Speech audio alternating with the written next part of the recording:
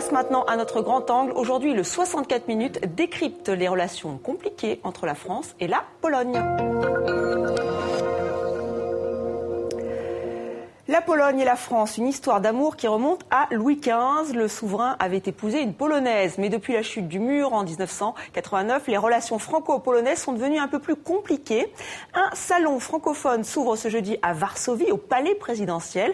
Alors dans ce grand angle, nous allons prendre le temps de revenir sur les relations entre les deux pays avec nos invités qui sont à Varsovie et avec Slimane Zegidiour. Vous reviendrez sur ce passé commun. Mais tout de suite, direction Varsovie où nous retrouvons Pierre Buhler. Bonsoir. Vous êtes ambassadeur de France en Pologne et vice-président du GADIF, le groupe des ambassades, délégations et institutions francophones. Alors dites-nous en plus sur ce salon francophone, qu'est-ce que vous voulez proposer ?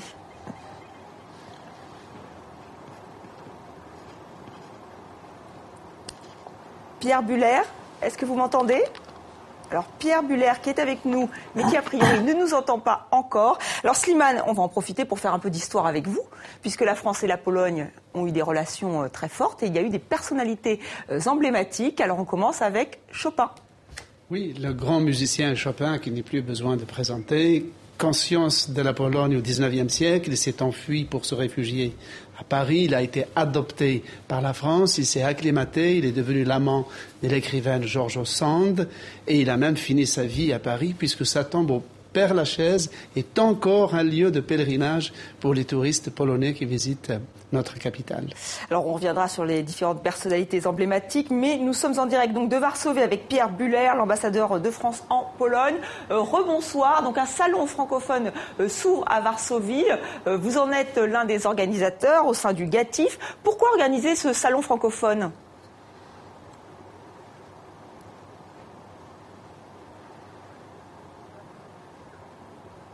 Est-ce que vous m'entendez ? Je suis en... Oui, eh bien, c'est un salon... Mais là, j'ai un retour dans l'écouteur. En tout cas, l'intention était de revivifier la francophonie dans la fonction publique polonaise. Et c'est une idée que nous avons eue il y a 2 ans, que nous avons donc mise en œuvre avec l'ensemble des ambassades pays membres de la francophonie, un peu sur le mode, en créant un salon sur le mode des salons du XVIIIe siècle. Donc un événement convivial, un événement attrayant qui intéresse nos... Oui ? Allô ? Oui, donc nous écoutions, c'était plus... Vous m'entendez ? On vous entend parfaitement, Pierre Buhler. Donc c'était vraiment... Il y a un côté très culturel dans ce salon, économique aussi ou pas ? Bon, qu'est-ce qui se passe là ? Alors je crois que nous avons un petit souci... Non, c'est un salon, c'est une rencontre qui dure 2 heures autour d'une thématique... conviviale, interactive, autour d'une thématique donc je peux vous décrire c'est le premier salon a consisté en une dégustation, une découverte de la rive gauche du Bordelais avec une dégustation de grands crus classés. On a eu une découverte du cinéma roumain contemporain, on a eu un salon autour de l'histoire de la Suisse romande, y compris dans sa dimension gastronomique. Un autre salon a eu lieu autour d'une pièce d'une dramaturge canadienne. Et demain, ce sera un point d'orgue avec un salon dans les locaux de la présidence de la République polonaise, dans le palais présidentiel, qui est une merveille d'architecture et un lieu chargé d'histoire. Donc là, c'est vraiment un signal... Allô, donc voilà, oui, merci Pierre Buhler, vraiment pour ces précisions sur ce salon francophone. Alors Slimane Zegidiour, on l'a bien compris, c'est un salon très culturel, il y a des relations très fortes entre la France et la Pologne, des personnalités importantes. On parlait de Chopin, mais il y a aussi une femme. Marie Curie, qui est la seule femme qui a eu 2 prix Nobel, un demi-prix Nobel de chimie en 1903, de physique, pardon, et celui de chimie en 1911. Donc, elle est venue à Paris, elle a épousé un Français, et le couple a procédé aux premières recherches sur les irradiations, et elle l'a payé d'ailleurs de sa santé. et elle est entrée finalement au Panthéon. C'est la première femme qui est entrée au Panthéon. Elle était restée la seule jusqu'en 2014. Donc voilà une femme importante. Voilà les relations entre la France et la Pologne. On termine avec une autre figure politique. Oui, alors au moment du communisme, évidemment, la Pologne et la France se retrouvaient dans deux camps adversaires, sinon ennemis, donc il y a eu une distanciation des relations. Mais au moment de la naissance du mouvement Solidarność, au début des années 80, pour battre le mur du communisme, les intellectuels qui menaient ce mouvement étaient presque tous francophones, dont la figure d'Adam Michnik, qui était une des figures de proue du mouvement Solidarność. Il était parfaitement francophone, il est d'ailleurs toujours francophone et francophile. Il dirige le plus important quotidien polonais et un des groupes de presse les plus prospères, où d'ailleurs la presse française est régulièrement illustrée. Merci Slimane pour ce rappel historique. Alors on repart à Varsovie, retrouver cette fois Franck Pedza, qui est le délégué Wallonie-Bruxelles, président du GATIF, le groupe des ambassades, délégations et institutions francophones. Vous le savez, donc il y a un salon francophone qui se tient à Varsovie, qui va être accueilli au palais présidentiel, un signe fort. Comment développer la francophonie en Pologne avec ce type d'action, surtout culturelle ?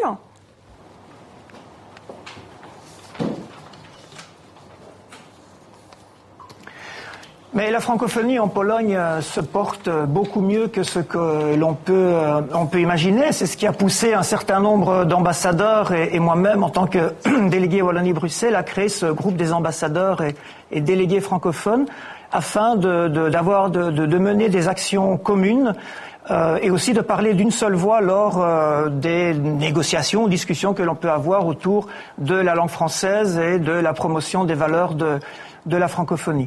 Et donc au niveau culturel, par exemple, bien sûr, il y a toutes les activités que nous menons lors du mois de mars, le mois traditionnel de la francophonie. Nous menons ces activités tous ensemble, en commun, avec un programme commun, avec une affiche commune, une promotion commune pour attirer beaucoup plus de monde.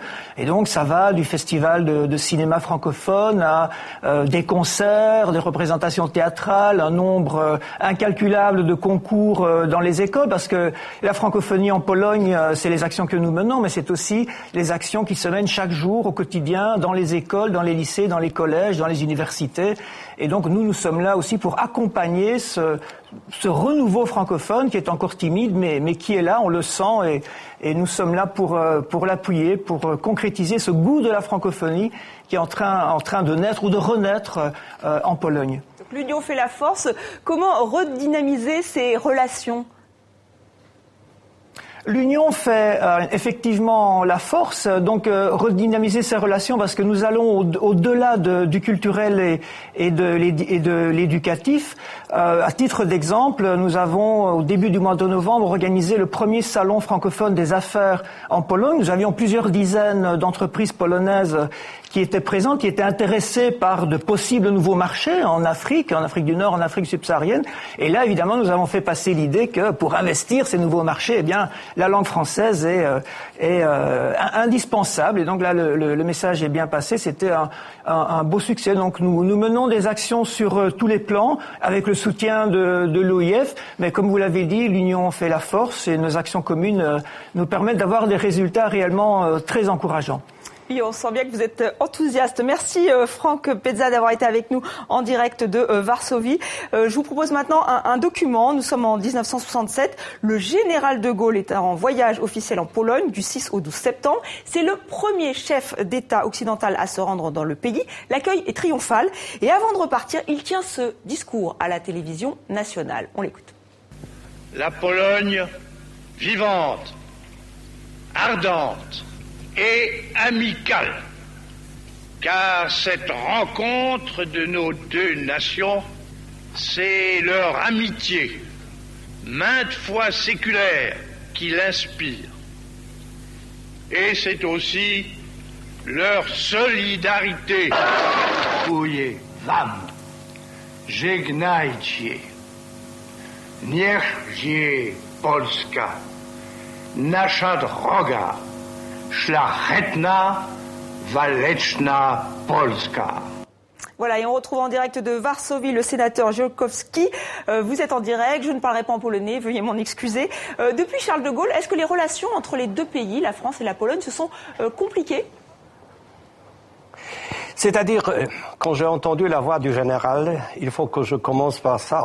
On a dit à l'époque que les Polonais aiment les Français en général, et le général en particulier. Ça, je me souviens très bien, parce que, par exemple, c'était le lycée français où la langue française était la langue d'instruction, que j'ai commencé, par exemple, avec mes copains, notre carrière francophone. Donc, de ce point de vue, il y a 30 ans ou 40 ans, le français était très, très présent comme la langue en Pologne, la chanson française, puis les livres, le cinéma.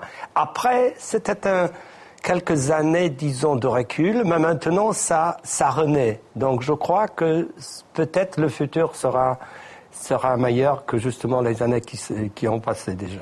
Et pourtant, on a l'impression que les lignes bougent en Europe, que Varsovie se rapproche plus de Berlin que de Paris. Est-ce que c'est votre impression aussi ? Madame, parce que, vous savez, de ce point de vue, c'est la triangle de Weimar, pour moi, c'est la chose la plus intéressante, parce que chez nous, vraiment, c'est l'Allemagne qui est notre partenaire économique, mais pour rééquilibrer les choses, il faut avoir justement cette présence française continentale, et puis aussi l'Angleterre et d'autres pays. Donc, je crois, au sein de l'Union européenne, la Pologne veut avoir des relations, des alliés, à chaque dimension des autres, parce que quand on parle de la PAC, de la politique agricole, ou quand on parle de l'armée, tout ça, c'est la France. Avec les autres pays, justement, ça peut être l'Allemagne ou l'Angleterre. Donc, de ce point de vue, je crois que la présence française est vraiment, pour nous, nécessaire, et on sent très bien qu'on a un partenariat assez bien développé. Mais pour continuer ça, parce que je voudrais parler de la francophonie, pour moi, des choses essentielles, c'est d'abord, il faut avoir une instruction continue qui doit commencer au niveau de l'école primaire pour avoir cette continuation, sinon on le perd. Jusqu'à ça va au lycée, puis parce que c'est pas la question de commencer ça au niveau universitaire. Et de temps en temps, il y a des régions, par exemple, grâce à des efforts de la Wallonie-Bruxelles, par exemple, fédération, et des gens vraiment engagés dans la région de Silésie. Tout d'un coup, il y a vraiment un réseau des gens qui apprennent le français. Donc, le français, c'est maintenant la 4e langue étrangère.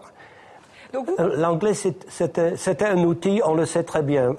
Mais avec le français, c'est vraiment quelque chose qu'il faut faire, mais justement, comme la 2e ou 3e langue étrangère, les Polonais apprennent la langue parce que nous savons très bien, avec le polonais, on ne se débrouille pas très bien à l'étranger. Merci beaucoup, Monsieur Ziolkowski, d'avoir accepté d'être en direct sur le plateau de 64 minutes, et merci pour ce beau plaidoyer pour la francophonie.